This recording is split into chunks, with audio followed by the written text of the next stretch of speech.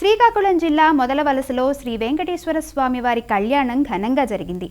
ఆలయ 48వ వార్షికోత్సవాలలో భాగంగా స్వామి అమ్మవార్లకు ప్రత్యేక పూజలు నిర్వహించారు. వేద మంత్రాలు, మంగళ వాయిద్యాల నడుమ శాస్త్రోక్తంగా పూజలు నిర్వహించారు. చుట్టుపక్కల గ్రామాల నుండి భక్తులు తరలివచ్చి స్వామివారి కళ్యాణాన్ని కనులారా తిలకించి తరించారు. ఈ కార్యక్రమానికి ముఖ్య అతిథిగా విశాఖపట్నం మురళీనగర్ శేషుస్వామి హాజరయ్యారు. కమలాముచ చూచుక కుంకుమతో నియత